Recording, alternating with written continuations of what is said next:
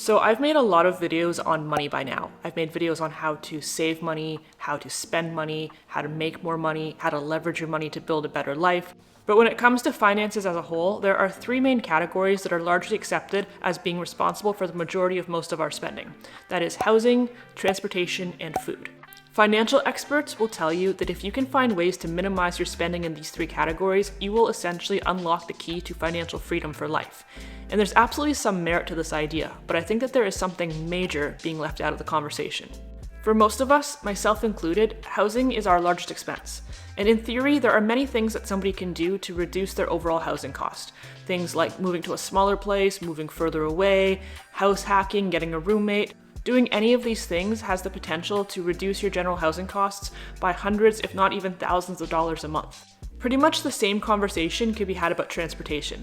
The average new car payment in America now is over $700 a month, which is completely absurd. Because for the majority of us, having a cheaper, older car is perfectly sufficient for us getting back and forth to work and running errands on the weekends, and so there's really no need to be spending that much money. And as for food, the amount of money that somebody will spend on food obviously varies significantly based on how many people are in their household and where they're getting their food from. I did an experiment in last week's video that you guys might have seen where I showed that going out to eat, and especially ordering from meal delivery apps, can be costing you as much as 5 times more than cooking at home. So all of that is to say that it's true. For most of us, those three categories encompass the largest chunk of our spending, and if we can find ways to reduce our spending on those three things, we can save thousands of dollars every year. And then of course, there's all of the other things that people like to spend money on. Things like entertainment, hobbies, clothing, shopping, travel, all the things that make life fun. But when you combine those with the things that we actually need, for a lot of people, that can be a really overwhelming picture that actually looks like them spending far more money than they even have to spend. And we could pull out a calculator. We could start crunching numbers and nitpicking expenses and trying to figure out where we can cut $5 here and there. But I think the part of the conversation that's not being had, and the major thing that's being overlooked, is the why. Why do people make the decisions that they make? Why do they buy the things that they buy? Why do they spend money in the way that they do? I think that getting to the bottom of this why is the only way to truly change your financial habits for the better. And I have a theory as to why people make the decisions that they make, and it might be a bit of a controversial one. But I think that it's a deeply held and pervasive sense of unhappiness. And unhappiness can come in many forms. It can come in insecurity, either by worrying what other people think of you, or maybe even just having a low opinion of yourself. It can come in the form of loneliness if you don't have enough people or relationships in your life, or maybe if you're just unsatisfied with the relationships and people you do have. It can come from boredom, from feeling unfulfilled or not having adequate mental stimulation. Of course, it can also come from mental illness like anxiety or depression or something similar. But I speak about all of this from firsthand experience because when I think back on my life and I think about all of the financial decisions I've made that retrospectively were not so great, both big and small, almost every single one of them has been made from a place of unhappiness. A place where I convinced myself that if I just had this one more thing, or if I just changed this one thing in my environment, that it would make me feel better. If I could say shitballs to the principal, I'd be so happy. I can remember a handful of times when I was much younger where I felt bored or I felt lonely because I had nobody to hang out with, and I decided in that moment impulsively to just go buy something to cure my boredom. And in the moment, it did what I wanted it to do, gave me a little dopamine hit, and it gave me something to do. But did that actually change the fact that I needed better friends or more hobbies or to find more productive uses of my free time? No. For a day or a week, I was excited and kept occupied by whatever this new thing was, and then I was over it and back to square one and just itching to buy something new to give myself yet another dopamine hit or another distraction. Personally, I don't consider myself to be a very jealous person. I'm generally not concerned with what somebody has that I don't have in the sense of, oh, they have something better than me. But I do think that it's natural and normal to compare yourself to others even when you actively try not to. And I know that I have been in various situations throughout my entire life at different stages where, not that I'm insecure about what I have, but that I recognize that somebody has something that's nicer or more appealing that maybe I had never considered before. And when I see that that's an option, I'm like, ooh, I'd like to have that. But is it just because of that item, or is it because of how I think it will make me feel, or how I think it will make other people perceive me, or how it will make me perceive myself?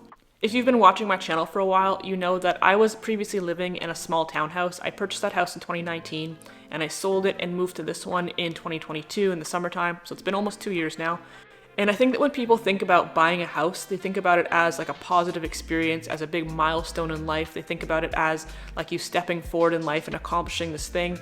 And it can be that. And in fact, I think my townhouse was that. But making the decision to move to this house was the complete opposite. It was the worst financial decision I had ever made. And I'll be totally honest and say that the purchase of this house was a decision made out of unhappiness.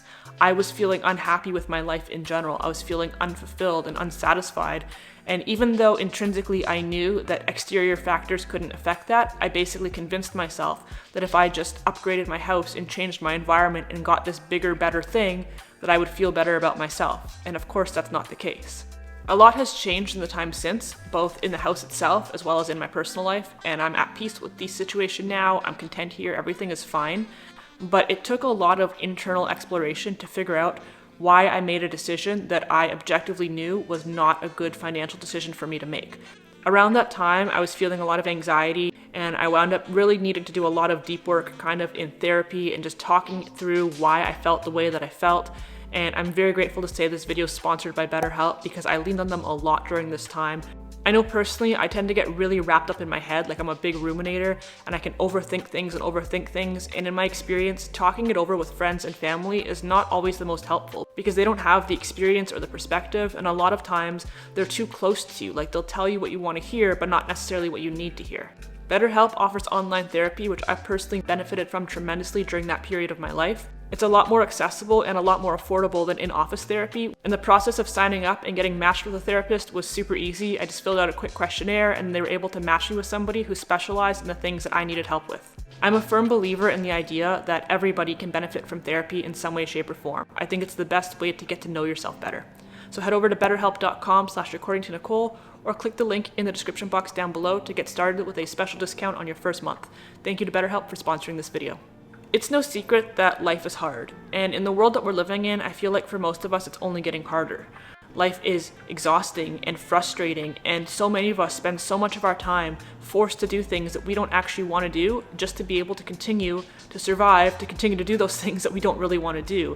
Like we're forced to get up and go to work every morning so we can afford to feed ourselves and clothe ourselves and put gas in our car just so we can continue to get up and go to work the next morning again. Oh, I can't take his money. I can't print my own money. I have to work for money. Why don't I just lie down and die? And when you're caught in the cycle, it's not hard to see why so many people are unhappy. I think that when you talk about unhappiness, people just think about depression, or they just think about somebody being sad and crying or being miserable all the time, and that can absolutely be a part of it.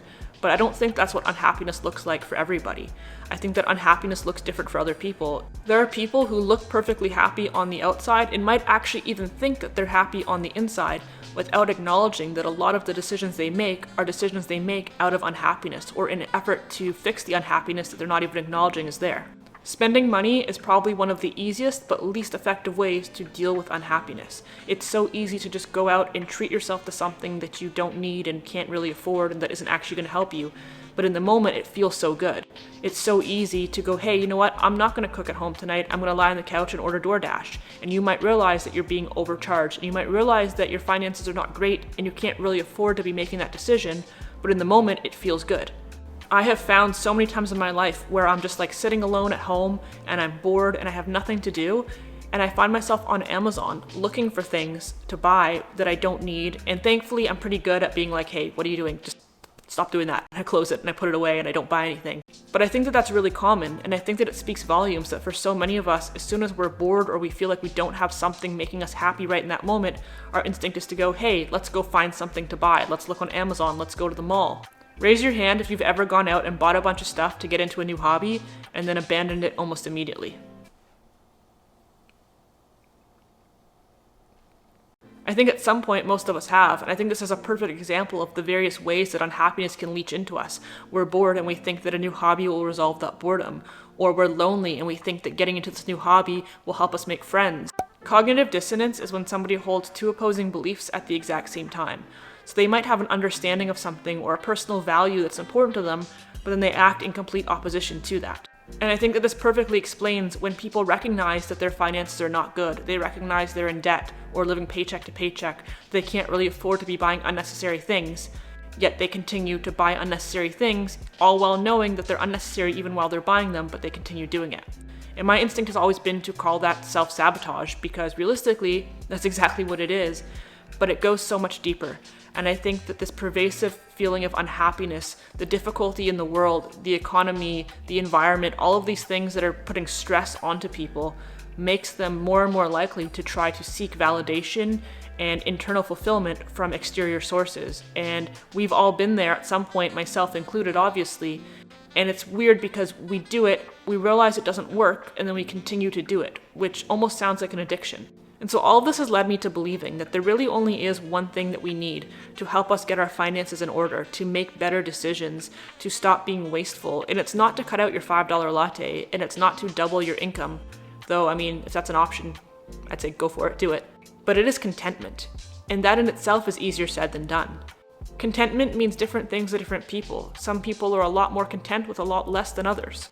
But if you know that you have less than ideal spending habits or you're struggling to control your finances, I think the best thing you can do is to look inwards and ask yourself, what would make you content? Not what would you love to have in a perfect world, not what could you dream of having one day, but what would make you content right now? For me, contentment means having a place to live that I am comfortable and that I feel safe in.